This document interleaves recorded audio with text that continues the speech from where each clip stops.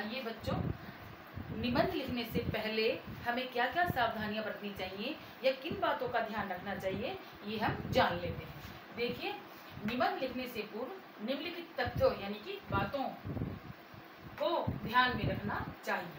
पहला पॉइंट क्या है? पहला है निबंध किस विषय में लिखा जाए इसकी जानकारी होनी चाहिए, यानी कि सब्जेक्ट क्या है हमारा, उसकी पूरी जानकारी होनी चाहिए। विषय के आधार पर अपने विचारों को परिपक्वतापूर्ण ढंग से व्यवस्थित कर लेना चाहिए। यानी जो हमारा सब्जेक्ट है उसमें हमने जो जो अपने व्यूज रखने हैं, ओपिनियन रखने हैं, उनको स्टेप बाय स्टेप सीक्वेंस में बड़े परिपक्वतापूर्ण, है ना, बहुत प्रभावशाली ढंग से व्यवस्थित कर लेना चाहिए कि हमें पहले कौन सी अपनी व्यू रखना है, फिर कौन सा व्यू रखना है, कौन कौन सा स्टेप बाय स्टेप सीक्वेंस में कैसे रखना है। ये बात हमें क्या कर लेनी चाहिए, विषय के आधार पर अपने विचारों को परिपक्वतापूर्ण ढंग से व्यवस्थित कर लेना चाहिए, है ना। आगे देखते हैं, इस लाइन को समझते होंगे कि हमारे जो विचार हमने इसमें निबंध में रखने हैं उनको हमें कौन सा पहले रखना है, कौन सा बाद में, ये सीक्वेंस, ये स्टेप बाय स्टेप लगा लेना चाहिए।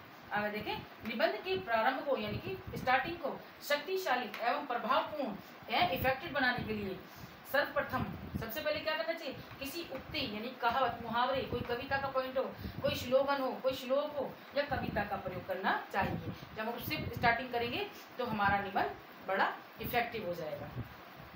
निबंध ध्यान इसलिए तो देखो, किसी भी ऐसे में पहले 2-4 लाइनें किसी कहावत की, किसी उक्ति की, किसी श्लोक की, किसी स्लोगन की दी होती है, उसके बाद प्रस्तावना और फिर शुरू करते हैं। देखिए आगे, निबंध की भाषा सरल और सुस्पष्ट होनी चाहिए, यानी कि इजी एंड क्लियर।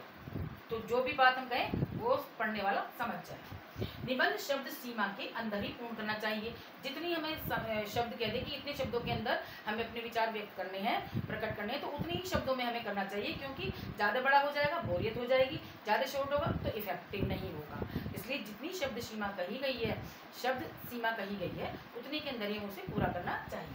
आगे देखें, निबंध ये हो गया, अपने भावों एवं विचारों को अलग अलग अनुच्छेदों में व्यक्त करना चाहिए। अनुच्छेद मतलब पैराग्राफ, पैराग्राफ बना बना के हमें निबंध लिखना चाहिए। उससे हमारा निबंध सुंदर, रोचक, है ना, हो जाएगा, इंटरेस्टिंग हो जाएगा। ओके, इसके 4 पॉइंट और हैं बच्चों, वो भी अभी बताती हूँ आपको।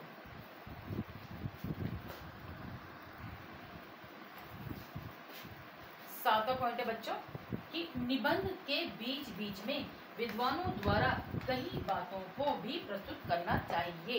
क्यों करना चाहिए? उसको प्रभावशाली, इफेक्टिव बनाने के लिए। स्टार्टिंग में भी यही लिखना चाहिए, कोई स्लोगन, कविता, पोयम या श्लोक का कोई भी लाइनें, 2 लाइनें, और या बीच में भी उन्हीं को प्रयोग करना चाहिए। क्यों? क्योंकि जिससे कि निबंध जो है इफेक्टिव हो जाए, प्रभावशाली हो जाए। अब 8वां पॉइंट है इसका, विषय से संबंधित समस्त वस्तुओं पर विचार प्रस्तुत करना चाहिए। क्या मतलब समझे इस बात से कि जो भी उससे संबंधित बात है वो कोई छूटे ना।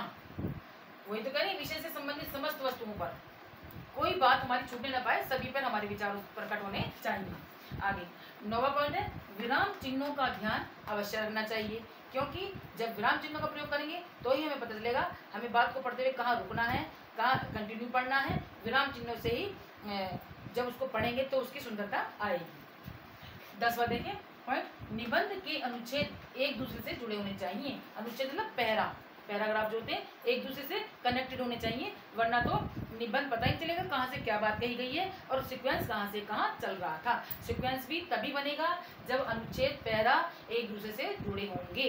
ओके बच्चों, आज आपका निबंध का टॉपिक पूरा होता है। मैं आपको कुछ निबंध नोटबुक में करने के लिए दूंगी, आपको नोटबुक पे करने हैं और वो परीक्षा में, हाफ ईयरली एग्जाम में कंपल्सरी आएंगे ही। यानी कि निबंध आएगा, पत्र आएगा, सार लेखन आएगा और क्या, गद्यांश, अपठित गद्यांश आएगा। ये आपको पक्के कर लेने हैं। जो मैं काम दे रही हूँ वो करते जाना है। आप परीक्षा में, हाफ ईयरली एग्जाम में या कोई भी परीक्षा में जैसे टीचर बताते वैसे करते जाएंगे तो अवश्य ही सक्सेस होंगे। ओके।